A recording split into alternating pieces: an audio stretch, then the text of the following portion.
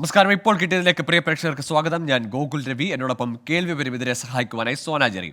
വിശദമായ റിപ്പോർട്ടുകളിലേക്ക്. ബീഹാർ മുഖ്യമന്ത്രി നിതീഷ് കുമാർ NDAയിലേക്കെന്ന സൂചന. ആഭ്യന്തരമന്ത്രി അമിത്ഷാ ബീഹാർ മുഖ്യമന്ത്രി നിതീഷ് കുമാറുമായി ഫോണിൽ സംസാരിച്ചതായി റിപ്പോർട്ട്. പ്രധാനമന്ത്രി നരേന്ദ്രമോദിയും ആഭ്യന്തരമന്ത്രി അമിത്ഷായും ബീഹാറിലെ സാഹചര്യങ്ങൾ ചർച്ച ചെയ്തു. അതിനിടെ നിതീഷിനെ വിമർശിച്ച് ലാലു പ്രസാദ് യാദവിന്റെ മകൾ രോഹിണി ആചാര്യ രംഗത്തെത്തി. കാറ്റുപോലെ രാഷ്ട്രീയം മാറുന്ന രാഷ്ട്രീയ സോഷ്യലിസ്റ്റ് നേതാവാണ് നിതീഷ് കുമാർ എന്ന വിമർശനം. ബൽറാം നെടുങ്ങാടിയുണ്ട് ഡൽഹിയിൽ നിന്ന് വിവരങ്ങളുമായി. ബൽറാം, അങ്ങനെ ഇന്ത്യ സഖ്യത്തിന്റെ തലപ്പത്തുണ്ടായിരുന്ന മുൻനിര നേതാവ് പഴയ പാളയത്തിലേക്ക് BJPയിലേക്ക് പോവുകയാണോ? ഇപ്പോൾ ഈ ലാലു പ്രസാദിന്റെ മകളുടെ ഭാഗത്തു നിന്ന് വരുന്ന രൂക്ഷമായ പ്രതികരണങ്ങൾ കൂടി രാഷ്ട്രീയ മാറ്റത്തിന്റെ സൂചനകളെ ഉറപ്പിക്കുന്നതാണോ?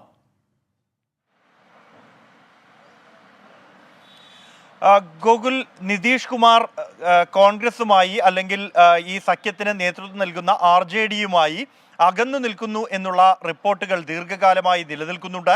തന്നെ മുഖ്യമന്ത്രി സ്ഥാനത്ത് നിന്ന് മാറ്റി തേജസ്വി യാദവിനെ മുഖ്യമന്ത്രിയാക്കാൻ JDUവിലെ ഒരു വിഭാഗം MLAമാരുമായി ചേർന്ന് ലാലു പ്രസാദ് യാദവിന്റെ നേതൃത്വത്തിൽ നീക്കങ്ങൾ നടത്തുന്നുവെന്ന് നിതീഷിന് ചില സൂചനകൾ ലഭിച്ചുവെന്നും അതിനെ തുടർന്നാണ് തൻ്റെ പാർട്ടിയുടെ JDUവിൻ്റെ ദേശീയ അധ്യക്ഷൻ ലാലൻ സിംഗിനെ സ്ഥാനത്തു നിന്നും മാറ്റി സ്വയം ദേശീയ അധ്യക്ഷനായി മാറിയത് എന്നും ഉള്ള റിപ്പോർട്ടുകൾ വന്നിരുന്നു. അത് നിതീഷ് കുമാർ നിഷേധിച്ചുവെങ്കിൽ ഇപ്പോൾ ബീഹാർ രാഷ്ട്രീയത്തിൽ നിന്നും പുറത്തുവരുന്ന ഏറ്റവും ചില റിപ്പോർട്ടുകൾ, സൂചനകൾ എല്ലാം തന്നെ നിതീഷ് കുമാർ വീണ്ടും BJPയോട് അടുക്കുന്നു, NDAയിലേക്ക് തിരിച്ചെത്താനുള്ള ആലോചനകൾ സജീവമായി തന്നെ പുരോഗമിക്കുന്നു എന്നുള്ളതാണ്. അതിൽ ആദ്യത്തെ ഒരു കാരണം എന്നുള്ളത് ഭാരത് ജോഡോ ന്യായയാത്രയിൽ നിതീഷ് കുമാർ പങ്കെടുക്കില്ല എന്ന് ഏതാണ്ട് വ്യക്തമായിരിക്കുന്നു. അദ്ദേഹം ഇതുവരെയും രാഹുൽ ഗാന്ധി അടക്കമുള്ള നേതാക്കൾ നൽകിയ ക്ഷണത്തിന് മറുപടി നൽകിയിട്ടില്ല.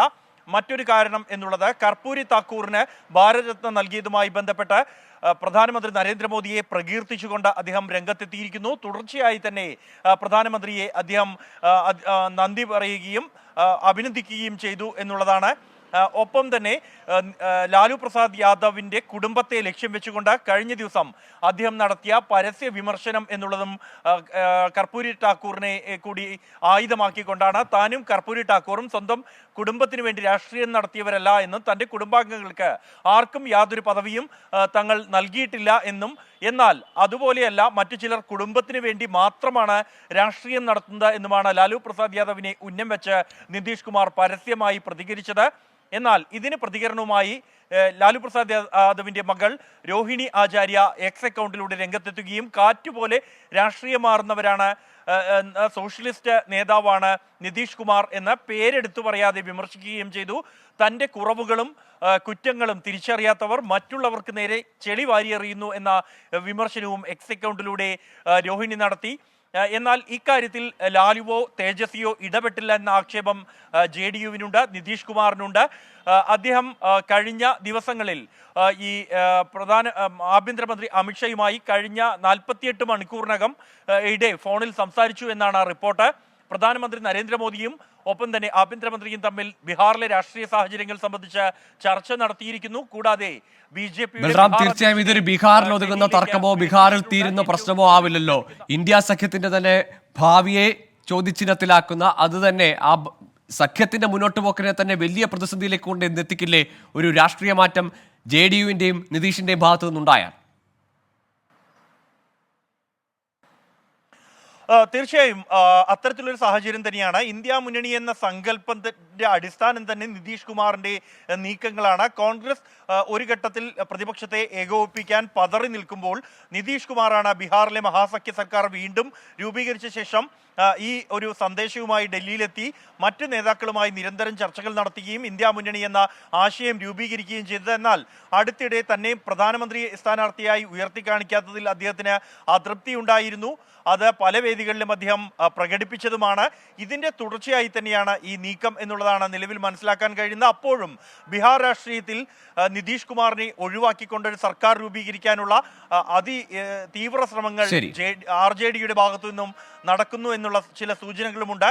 ഒരുപക്ഷെ നിതീഷ് NDAയിലേക്ക് മടങ്ങിപ്പോവുകയാണെങ്കിൽ അത് JDUവിൻ്റെ പിളർച്ചയ്ക്ക് പോലും വഴിവെച്ചേക്കുമെന്ന സാഹചര്യം ഉറപ്പാക്കാനുള്ള നീക്കമാണ് ലാലു പ്രസാദ് യാദവിൻ്റെ ആഭിമുഖ്യത്തിൽ ബീഹാർ രാഷ്ട്രീയത്തിൽ നടന്നുകൊണ്ടിരിക്കുന്നത് എന്നുമാണ് റിപ്പോർട്ട്. ഏറ്റവും ഒടുവിലായി കഴിഞ്ഞ മണിക്കൂറുകളിൽ നടന്നത് കർപ്പൂരി താക്കൂർ എന്ന വലിയ സോഷ്യലിസ്റ്റ് നേതാവിൻ്റെ 2 ശിഷ്യരായ നിതീഷിനെയും ലാലുവിനെയും അദ്ദേഹത്തിന് ഭാരത് രത്ന നൽകിയതിൽ തന്നെ ആയുധമാക്കിക്കൊണ്ട് പിളർത്താൻ BJPയുടെ ശ്രമം ഏതാണ്ട് വിജയം കണ്ടിരിക്കുന്നു. അതിൽ നിതീഷ് കുമാറുമായി ചർച്ചകളിലേക്ക് കാര്യങ്ങൾ എത്തിയിരിക്കുന്നു. പരസ്പരം ഇരുവരും തമ്മിലുള്ള അകലം വർദ്ധിക്കുന്നു എന്നുള്ളതാണ്. വരും മണിക്കൂറുകളിൽ നടക്കുന്ന ചർച്ചകൾ തന്നെയായിരിക്കും ബീഹാർ രാഷ്ട്രീയത്തിൽ ഏറെ നിർണായകമാകുക. ഒപ്പം തന്നെ ഇന്ത്യ മുന്നണിയുടെ ഭാവിയെ പോലും വലിയൊരു പരിധിവരെ അത് ബാധിക്കുമെന്നും ഉറപ്പാണ്. ഗോകുൽ. ശരി ബൽറാം, ഏതായാലും ബീഹാർ ദേശീയ രാഷ്ട്രീയത്തിന്റെ ശ്രദ്ധാകേന്ദ്രമായി മാറുകയാണ്. നിതീഷ് കുമാറിന്റെ തീരുമാനം അത് പഴയ പാഠത്തിലേക്ക് BJPയിലേക്ക് പോകാനാണ് എങ്കിൽ ഇന്ത്യ മുന്നണി എന്ന സങ്കല്പത്തിൽ തന്നെ ആ സഖ്യത്തിന് തന്നെ വലിയ കോട്ടം തട്ടുന്നതായിരിക്കും, വലിയ പ്രതിസന്ധി ഉണ്ടാക്കും ഇന്ത്യ സഖ്യത്തിന്. അതിനെ മറികടക്കാൻ നിതീഷിനെ കൂട്ടി നിർത്താൻ ഇന്ത്യ സഖ്യത്തിന്റെ ഇടപെടൽ ഇനി എങ്ങനെയാകും എന്നതാണ് രാഷ്ട്രീയ ആകാംക്ഷ. ബൽറാം നെടുങ്ങാടിയാണ് വിശദാംശങ്ങൾ നൽകിയത്. അന്തരിച്ച മുൻ ധനമന്ത്രിയും കേരള കോൺഗ്രസ് നേതാവുമായ KM മാണിയുടെ ആത്മകഥ പ്രകാശനം ചെയ്തു. മുഖ്യമന്ത്രി പിണറായി വിജയനാണ് പുസ്തകം പ്രകാശനം ചെയ്തത്. മാണിക്ക് സ്വന്തം മുന്നണിയിൽ നിന്ന് തന്നെ തിക്താനുഭവം ഉണ്ടായെന്നും എതിർ മുന്നണിക്കാർ പോലും ചെയ്യാത്ത കാര്യങ്ങളാണ് സ്വന്തം മുന്നണിയിൽ ഉണ്ടായതെന്നും മുഖ്യമന്ത്രി പറഞ്ഞു. 25-ൽ രാജ്യത്താകെ ഏർപ്പെടുത്തിയ അടിയന്തരാവസ്ഥ, അതിനുശേഷം കേരളത്തിലെ മുന്നണിയിൽ ബന്ധങ്ങളിലുണ്ടായ വിള്ളലുകളും മാറ്റങ്ങളും എന്നിവയെക്കുറിച്ചെല്ലാം ശ്രീ KM മാണിക്കുള്ള അഭിപ്രായങ്ങൾ വളരെ വ്യക്തമായി ഈ ആത്മകഥയിൽ പ്രതിഫലിച്ചിട്ടുണ്ട്. ആരെയും വേദനിപ്പിക്കാതിരിക്കാൻ ആത്മകഥ എഴുതുമ്പോൾ KM മാണി ശ്രദ്ധിച്ചിരുന്നെന്ന് ജോസ് കെ മാണി. KM മാണിയുടെ ആത്മകഥയുമായി ബന്ധപ്പെട്ട പരാമർശങ്ങളിൽ മറുപടി പറയാതെ രമേശ് ചെന്നിത്തല. താൻ പുസ്തകം എഴുതുമ്പോൾ മറുപടി പറയാമെന്ന് രമേശ് ചെന്നിത്തല പറഞ്ഞു. അത് യാഥാർത്ഥ്യം പുസ്തക രൂപത്തിൽ തന്നെ നിങ്ങൾക്ക് തരും. അതിപ്പോ ഇതെല്ലാം പറഞ്ഞു കഴിഞ്ഞാൽ പിന്നെ പുസ്തകം അത് വായിക്കും, എല്ലാം ആ സമയത്ത് പറയാം അല്ലേ. MG പ്രതീഷ് ചേരുന്നുണ്ട് വിവരങ്ങളുമായി. പ്രതീഷ്, നേരത്തെ തന്നെ ഈ പുസ്തകത്തിലെ പരാമർശങ്ങൾ അന്നൊപ്പം ഉണ്ടായിരുന്ന ഇന്ന് കോൺഗ്രസ് നേതാക്കൾക്കെതിരെയുള്ള പരാമർശങ്ങളൊക്കെ ചർച്ചയായതാണ്. മുഖ്യമന്ത്രി അക്കാര്യങ്ങൾ ഒന്നുകൂടി സൂചിപ്പിക്കുന്നു അല്ലേ ഉദ്ഘാടന വേദിയിൽ, പ്രകാശന ചടങ്ങിൽ? തീർച്ചയായും ഗോകുൽ, കാരണം ഈ ബാർക്കോഴ കേസുമായി ബന്ധപ്പെട്ട് രമേശ് ചെന്നിത്തലയ്ക്ക് ഉൾപ്പെടെ ഗുരുതരമായ ആരോപണങ്ങളാണ് പ്രധാനമായും ഈ ആത്മകഥയിൽ പറഞ്ഞിട്ടുള്ളത്. ഇത് ഉൾപ്പെടെ ചൂണ്ടിക്കാണിച്ചുകൊണ്ട് അല്ലെങ്കിൽ ഉയർത്തിക്കാട്ടിയാണ് മുഖ്യമന്ത്രിയുടെ ചില പരാമർശങ്ങൾ ഇന്ന് പുറത്തു വന്നത്. അല്പസമയം മുമ്പാണ് നിയമസഭയിൽ നടന്ന ചടങ്ങിൽ KM മാണിയുടെ ആത്മകഥ മുഖ്യമന്ത്രി പ്രകാശനം ചെയ്തത്. ഈ പ്രകാശനം ചെയ്ത ശേഷം മുഖ്യമന്ത്രി സംസാരിക്കവേ സ്വന്തം മുന്നണിയിൽ നിന്ന് തന്നെ KM മാണിക്ക് തിക്ത അനുഭവം ഉണ്ടായി എന്നതാണ് പ്രധാനമായും മുഖ്യമന്ത്രി പറഞ്ഞ കാര്യം.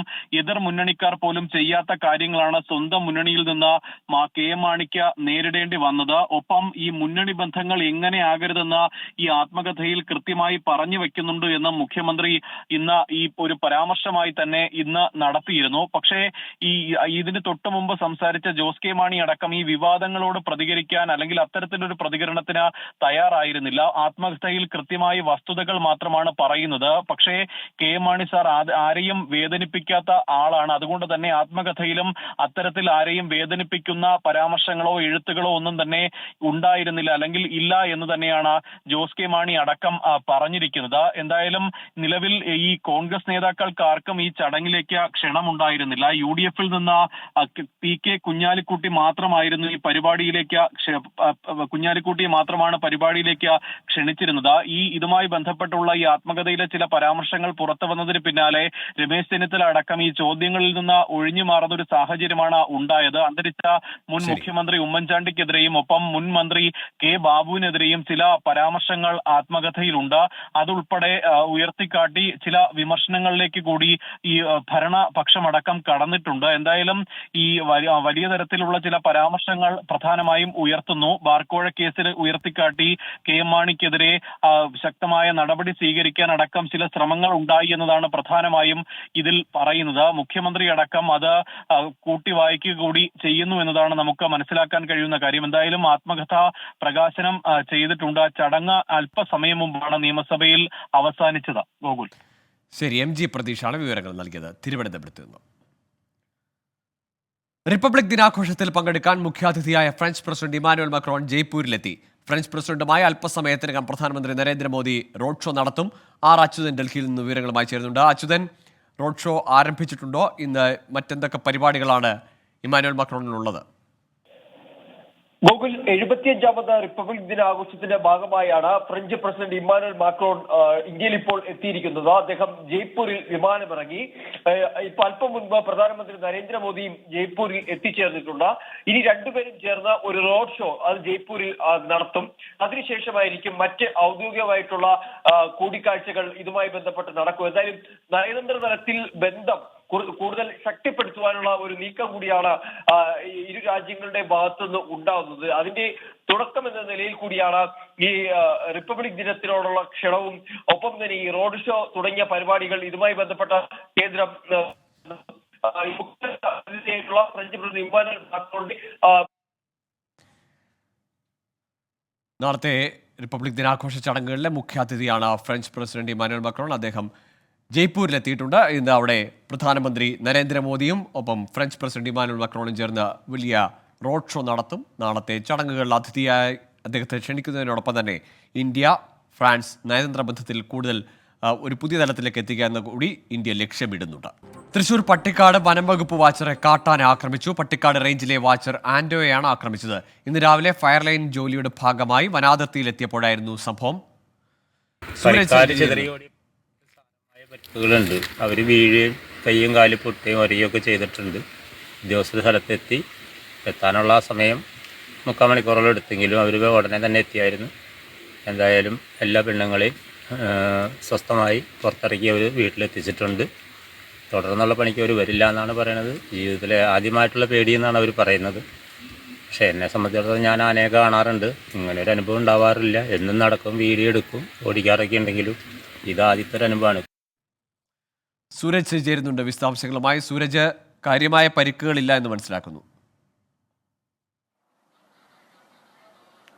ഗൂഗിൾ അത്തരത്തിൽ തന്നെയാണ്. കാര്യമായ പരിക്കുകളില്ല എന്നുള്ളത് തന്നെയാണ് നമുക്ക് ലഭിക്കുന്ന വിവരം. രാവിലെ 9 മണിയോടുകൂടിയാണ് ഈ ഫയർ ലൈൻ ജോലിയുടെ ഭാഗമായിക്കൊണ്ട് ഈ വാച്ചറായിട്ടുള്ള ആൻഡോയും അതുപോലെ തന്നെ 8 അംഗ സ്ത്രീകളും അതുപോലെ തന്നെ 3 പുരുഷന്മാരടങ്ങുന്ന സംഘം ഈ കാട് കയറുന്നത്. പട്ടിക്കാട് റേഞ്ചിലെ വനമേഖലയിലേക്കാണ് ഇവർ എത്തിയത്. ഫയർ ലൈനിന്റെ വർക്കുകൾക്കായാണ് എത്തുന്നത്. ആ സമയത്താണ് കാട്ടാന എത്തി ഇവരെ ഓടിക്കുന്ന ഇതിലേക്ക് കാര്യങ്ങൾ പോയത്. പിന്നാലെ ഈ പല ഭാഗങ്ങളിലേക്കായി തൊഴിലാളികൾ ചിന്നിച്ചിതറി ഓടുന്നു. ആ സമയം ഈ വാച്ചറായിട്ടുള്ള ആൻഡോയ്ക്ക് ഓടി രക്ഷപ്പെടാൻ കഴിഞ്ഞിരുന്നില്ല. ആന പിന്നാലെ എത്തി ഈ ആൻഡോയുടെ മുണ്ടിൽ തുമ്പിക്കൈ കൊണ്ട് പിടിക്കുകയായിരുന്നു. ഈ ഉടുമുണ്ട് ഉരിഞ്ഞ് പിന്നീട് ഈ ആൻഡോ രക്ഷപ്പെടുകയാണ് ഉണ്ടായത്. അതുകൊണ്ട് മാത്രമാണ് വലിയ അപകടങ്ങളിലേക്ക് കാര്യങ്ങൾ പോകാതിരുന്നതെന്ന് ആൻഡോ പറയുന്നു. ഭയപ്പെട്ട തൊഴിലാളികൾ ഈ കാടിന്റെ പല ഭാഗങ്ങളിലായി ഇരിക്കുകയായിരുന്നു. പിന്നാലെ വനപാലകർ വിവരം അറിയിച്ചു. അവർ കൂടുതൽ വനപാലകർ അങ്ങോട്ടേക്ക് എത്തിയതിനു ശേഷമാണ് ഈ തൊഴിലാളികളെ കാടിറക്കിയത്. ഈ തൊഴിലാളികൾ പറയുന്നത് ഇവർക്ക് ഇത്തരത്തിൽ ആദ്യമായാണ് ഒരു സംഭവം ഉണ്ടാകുന്നത്. അതുകൊണ്ട് തന്നെ വലിയ ഭയപ്പാട് ഇവരിൽ രൂപപ്പെടുകയും ചെയ്തു. തുടർന്ന് ഇന്ന് ഈ പ്രവർത്തനങ്ങൾ, അതായത് തൊഴിലെടുക്കാൻ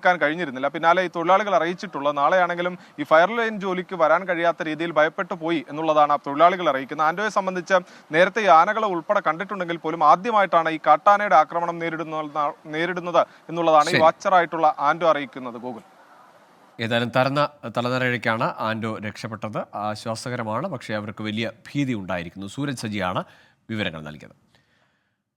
വണ്ടിപ്പെരിയാറിൽ 6 വയസ്സുകാരിയെ പീഡിപ്പിച്ച് കൊലപ്പെടുത്തിയ കേസിൽ കുഞ്ഞിന്റെ അച്ഛൻ നൽകിയ അപ്പീൽ ഹൈക്കോടതി ഫയലിൽ സ്വീകരിച്ചു. കേസിൽ കുറ്റാരോപിതന് കോടതി നോട്ടീസ് അയച്ചു. അപ്പീൽ ഈ മാസം 29-ന് വീണ്ടും പരിഗണിക്കും. ശ്രീകാന്ത് ചേരുന്നു. ശ്രീകാന്ത്, വിശദാംശങ്ങൾ. നേരത്തെ വലിയ വിവാദം, ആ പ്രതിയെ വെറുതെ വിട്ടത് വലിയ വിവാദമായ സംഭവമായിരുന്നു. തൊട്ടു പിന്നാലെ സംസ്ഥാന സർക്കാർ അപ്പീലുമായി ഹൈക്കോടതിയെ സമീപിച്ചിരുന്നു. ഇപ്പോൾ ആ കുടുംബവും ആ കുഞ്ഞിന്റെ പിതാവും ഹൈക്കോടതിയിൽ അപ്പീൽ നൽകിയിരിക്കുകയാണ്. ഈ പ്രതിയെ വെറുതെ വിട്ടുകൊണ്ടുള്ള തീരുമാനം റദ്ദാക്കണം, ഇതാണ് ആവശ്യം. ആ ഹർജി ഫയലിൽ സ്വീകരിച്ചു. നോട്ടീസ് അയച്ചിട്ടുണ്ട് പ്രതിക്ക്. ഈ 29-ാം കേസ് പരിഗണനയ്ക്ക് എടുക്കും. ശരി, ശ്രീകാന്താണ് വിവരങ്ങൾ നൽകിയത്. UDF ഉപയോഗിച്ച ചർച്ചയിൽ കോട്ടയം സീറ്റ് ആവശ്യപ്പെട്ട് കേരള കോൺഗ്രസ് ജോസഫ് വിഭാഗം. സീറ്റിന്റെ കാര്യം പരിഗണിക്കാമെന്ന് PJ ജോസഫിന് UDF നേതാക്കളുടെ ഉറപ്പ്. ജോസഫ് വിഭാഗവുമായി വീണ്ടും ചർച്ച നടത്തും. സലീം മാലിക് ചേരുന്നുണ്ട് തിരുവനന്തപുരത്ത് നിന്ന്. സലീം, നേരത്തെ MM ഹസൻ ഉൾപ്പെടെ ആ സീറ്റ് PJ ജോസഫ് വിഭാഗത്തിന് നൽകും എന്ന തരത്തിലുള്ള സൂചന നൽകിയിട്ടുള്ളതാണ്, പറഞ്ഞിട്ടുള്ളതാണ്. ഇനിയൊരു ചർച്ചയുടെ സാഹചര്യം എന്താണ്? കോൺഗ്രസിൽ മറ്റൊരഭിപ്രായമുണ്ടോ? ഗോകുൽ, കേരള കോൺഗ്രസ് ജോസഫ് വിഭാഗത്തിന് ഈ സീറ്റ് നൽകുന്നതുമായി ബന്ധപ്പെട്ട് കോട്ടയം കേന്ദ്രീകരിച്ച് പ്രാദേശികമായ എതിർപ്പുകളുണ്ട്. അത് ഏറ്റവും പ്രധാനം. അത് അവിടെ ജോസഫ് വിഭാഗത്തിനേക്കാൾ സ്വാധീനം കോൺഗ്രസിന് തന്നെയാണുള്ളത്. ആ സീറ്റ് കോൺഗ്രസ് ഏറ്റെടുത്ത് കോൺഗ്രസ് തന്നെ മത്സരിക്കണം എന്നുള്ളൊരു അഭിപ്രായമാണ് ഏറ്റവും പ്രധാനമായി അവിടെ ഉള്ളത്. അതുകൊണ്ട് തന്നെ ആ പശ്ചാത്തലത്തിൽ വീണ്ടും ഒരു ചർച്ച കൂടി വേണം എന്നുള്ളതാണ് നിലപാട്. അത് ജോസഫ് വിഭാഗത്തിന് ഈ സീറ്റ് നൽകാതിരിക്കാനല്ല, പകരം നിലവിൽ അവിടെയുള്ള എതിർപ്പുകൾ പരിഹരിച്ചതിന് ശേഷം ജോസഫ് വിഭാഗത്തിന് തന്നെ ഈ സീറ്റ് നൽകാമെന്നുള്ള ഒരു ധാരണയിലാണ്. സീറ്റ് ജോസഫ് വിഭാഗത്തിന് തന്നെ നൽകാം, അത് നല്ല നിലയിൽ തന്നെ പരിഗണിക്കാം എന്നുള്ളതാണ് ഒരു നിലവിൽ അഭിപ്രായമായി ഉയർന്നിരിക്കുന്നത്. പക്ഷേ ഒരിക്കൽ കൂടി ചർച്ച നടത്തും, അവിടുത്തെ പ്രാദേശികമായ പ്രശ്നങ്ങളൊക്കെ പരിഹരിക്കും. അതിനുശേഷമാകും ഇത്തരത്തിലൊരു സീറ്റ് നൽകുക എന്നുള്ളതാണ് മനസ്സിലാക്കുന്നത്. അതേസമയം ഈ മാസം 29 മുസ്ലിം ലീഗുമായുള്ള ചർച്ചയുണ്ട്. ആ ചർച്ചയിലും മുസ്ലിം ലീഗ് മറ്റൊരു സീറ്റ് കൂടി ആവശ്യപ്പെടുന്ന ഒരു സാഹചര്യമുണ്ട്. മുസ്ലിം ലീഗ് വയനാട് സീറ്റാണ് ചോദിക്കുന്നത്. രാഹുൽ ഗാന്ധി മത്സരിച്ചില്ലെങ്കിൽ വയനാട് സീറ്റ് തങ്ങൾക്ക് നൽകണമെന്നുള്ളതാണ് മുസ്ലിം ലീഗിന്റെ ആവശ്യം. അതേസമയം രാഹുൽ ഗാന്ധി അവിടെ മത്സരിക്കുന്ന സാഹചര്യം ഉണ്ടെങ്കിൽ 2 സീറ്റുകൾ തൃപ്തരാകും എന്നുള്ളതാണ്. അതിനുശേഷം 30 RSPയുമായി കൂടിക്കാഴ്ചയുണ്ട്. RSPക്ക് കൊല്ലം സീറ്റ് തന്നെ നൽകും. അതിൽ മറ്റാശയക്കുഴപ്പങ്ങളൊന്നുമില്ല. അതിനുശേഷം UDFിലെ മറ്റ് ഘടകകക്ഷികളുമായി ചർച്ച ചെയ്യും. ആ ചർച്ച ഈ തെരഞ്ഞെടുപ്പ് ഒരുക്കങ്ങളും അവിടുത്തെ പ്രാദേശിക പ്രശ്നങ്ങളെ കുറിച്ചായിരിക്കും. ഇത്രയും നിലയിലുള്ള സീറ്റ് വിഭജനം മാത്രമായിരിക്കും. അതിനുശേഷം ഈ ചർച്ചകളൊക്കെ പൂർത്തീകരിച്ച് എളുപ്പത്തിൽ സ്ഥാനാർത്ഥി നിർണയത്തിലേക്ക് കടക്കുകയും ലോക്സഭാ തെരഞ്ഞെടുപ്പിൽ ആദ്യം കളം പിടിക്കുകയും ചെയ്യും. ഏതായാലും കേരളത്തിൽ UDF ലോക്സഭാ സീറ്റ് വിഭജനത്തിലേക്ക് അതിന്റെ ഉപേക്ഷ ചർച്ചകളിലേക്ക് കടക്കുകയാണ്. PJ ജോസഫിന് കോട്ടയം സീറ്റ് എന്നതാണ് ഏതാണ്ട് ധാരണ. അക്കാര്യം കോട്ടയത്തെ കോൺഗ്രസ് നേതൃത്വത്തിൽ കൂടി ബോധ്യപ്പെടുത്തും UDF. ഇപ്പോൾ കിട്ടിയതിലേക്ക് വീണ്ടും. ഹൈദരാബാദ് ടെസ്റ്റിൽ ഇംഗ്ലണ്ടിനെതിരെ ഇന്ത്യ മികച്ച നിലയിൽ. ആദ്യ ദിനം മത്സരം അവസാനിച്ചപ്പോൾ ഇന്ത്യ 1 വിക്കറ്റ് നഷ്ടത്തിൽ 119 റൺസ് എടുത്തിട്ടുണ്ട്. ടോസ് നേടി ബാറ്റിംഗ് തെരഞ്ഞെടുത്ത് ഇംഗ്ലണ്ടിന്റെ ആദ്യ ഇന്നിംഗ്സ് 246 റൺസിൽ അവസാനിക്കുകയായിരുന്നു. ഗീസ് പീറ്റർ ചേരുന്നുണ്ട് സ്പോർട്സ് ഡെസ്കിൽ നിന്ന്. ഗീസ്, ആദ്യ ടെസ്റ്റിൽ മികച്ച തുടക്കമല്ലേ? ഗോകുല, തീർച്ചയായിട്ടും ഹൈദരാബാദ് ടെസ്റ്റിൽ ഒരു മികച്ച പ്രകടനം ആദ്യ ദിവസം തന്നെ പുറത്തെടുക്കുവാനായിട്ട് ഇന്ത്യൻ താരങ്ങൾക്ക് കഴിഞ്ഞിട്ടുണ്ട്. ഈ ടെസ്റ്റ് മത്സരത്തിൽ ടോസ് നേടി ബാറ്റിംഗ് തെരഞ്ഞെടുത്ത ഇംഗ്ലണ്ടിന്റെ തീരുമാനം അത് അക്ഷരാർത്ഥത്തിൽ തെറ്റ് എന്ന് വരുത്തുന്നതായിരുന്നു ഇന്ത്യൻ താരങ്ങളുടെ പ്രകടനം. പ്രത്യേകിച്ച് സ്പിന്നർമാരുടെ പ്രകടനം എടുത്തു പറയേണ്ടതാണ്. 8 വിക്കറ്റുകളാണ് സ്പിന്നർമാർ വീഴ്ത്തിയത്. അക്സർ പട്ടേൽ 2 വിക്കറ്റ് എടുത്തപ്പോൾ അശ്വിനും ജഡേജയും 3 വിക്കറ്റുകൾ വീതം വീഴ്ത്തി ഇംഗ്ലണ്ട് താരങ്ങളെ പ്രതിരോധത്തിലാക്കുന്ന, അല്ലെങ്കിൽ ഇംഗ്ലണ്ട് നിരയെ പ്രതിരോധത്തിലാക്കുന്ന കാഴ്ചയാണ് കണ്ടത്. ആദ്യ ഇന്നിംഗ്സിൽ 246 റൺസിന് ഓൾ ഔട്ട് ആവുകയായിരുന്നു ഇംഗ്ലണ്ട്. മറുപടി ബാറ്റിംഗിന് ഇറങ്ങിയ ഇന്ത്യ മികച്ച പ്രകടനം പുറത്തെടുക്കുന്നു. നായകൻ രോഹിത് ശർമ്മയുടെ വിക്കറ്റ് മാത്രമാണ് ഇന്ത്യക്ക് ആദ്യ ദിനത്തിൽ നഷ്ടമായത്. 24 റൺസ് എടുത്ത രോഹിത് ശർമ്മയുടെ വിക്കറ്റ് നഷ്ടമായപ്പോൾ മറുവശത്ത് മികച്ച പ്രകടനം കാഴ്ചവെക്കുന്നുണ്ട് യുവതാരമായ യശസ്വി ജയ്സ്വാൾ. 76 റൺസ് എടുത്തുകൊണ്ട് താരം പുറത്താവാതെ നിൽക്കുകയാണ്. ഒപ്പം താരത്തിന് കൃത്യമായി പിന്തുണ നൽകിക്കൊണ്ട് യുവതാരം ശുഭ്മാൻ ഗില്ലും ക്രീസിൽ നിലയുറപ്പിച്ചിട്ടുണ്ട്. എന്തായാലും ഇന്ത്യയെ സംബന്ധിച്ചിടത്തോളം വളരെ ആശ്വാസകരമായ ഒരു റൺ നില തന്നെയാണ്. 119 റൺസ് ആദ്യ ദിനം മത്സരം അവസാനിക്കുമ്പോൾ 1 വിക്കറ്റ് നഷ്ടത്തിൽ 119 റൺസ് എടുക്കുവാനായിട്ട് ഇന്ത്യക്ക് സാധിച്ചിട്ടുണ്ട്. ആദ്യ ഇന്നിംഗ്സ് ലീഡിലേക്ക് ഇനി ഇന്ത്യക്ക് കേവലം 127 റൺസിന്റെ ഒരു നേട്ടം, അല്ലെങ്കിൽ 127 റൺസിന്റെ മുന്നേറ്റം മാത്രം മതി എന്നതും ശ്രദ്ധേയമാണ്. വരും ദിവസങ്ങളിൽ കൂടുതൽ വിക്കറ്റുകൾ പോകാതെ മത്സരം കൂടുതൽ ലീഡിലേക്ക് ഉയർത്തുക എന്ന് തന്നെയായിരിക്കും ഇന്ത്യ മുന്നോട്ട് വെക്കുക. ഒപ്പം തന്നെ ഒരു പ്രതിരോധത്തിൽ, അല്ലെങ്കിൽ സ്പിന്നർമാരെ തുണയ്ക്കുന്ന പിച്ചാണ് എന്ന് ഇതിനോടകം തന്നെ നമുക്ക് മനസ്സിലായി കഴിഞ്ഞു. അതുകൊണ്ട് തന്നെ ഈ സ്പിന്നർമാരെ കൂടുതൽ പ്രതിരോധിക്കുവാനുള്ള തന്ത്രങ്ങൾ ഇന്ത്യ മെനയും എന്ന കാര്യത്തിൽ യാതൊരു സംശയവുമില്ല. ഇംഗ്ലണ്ട് നിരയിൽ നായകൻ ബെൻ സ്റ്റോക്സ് 70 റൺസ് എടുത്ത ബെൻ സ്റ്റോക്സിന് മാത്രമാണ് ഈ ഇന്ത്യൻ ബൗളർമാർക്ക് മുന്നിൽ പിടിച്ചു നിൽക്കുവാൻ കഴിഞ്ഞതെന്നതും ശ്രദ്ധേയമാണ്. എന്തായാലും വരും ദിവസങ്ങളിലും ശക്തമായ പ്രകടനവുമായി ഇന്ത്യ മുന്നോട്ട് പോകുമെന്ന കാര്യത്തിൽ സംശയമില്ല. ഗോകുൽ, ശരി. ഗീസ് പീറ്ററാണ് സ്പോർട്സ് ഡെസ്കിൽ നിന്ന് വിവരങ്ങൾ നൽകിയത്. ആദ്യ ടെസ്റ്റിൽ ഇന്ത്യൻ ആരാധകർക്ക് പ്രതീക്ഷ നൽകുന്ന പ്രകടനമാണ് ടീം ഇന്ത്യ കാഴ്ചവെക്കുന്നത്. ഇനി ഇപ്പോഴത്തെ കാലാവസ്ഥ സമർപ്പിക്കുന്നത് ബർജർ ലോങ് ലൈഫ്. കാലങ്ങളോളം നിൽക്കും.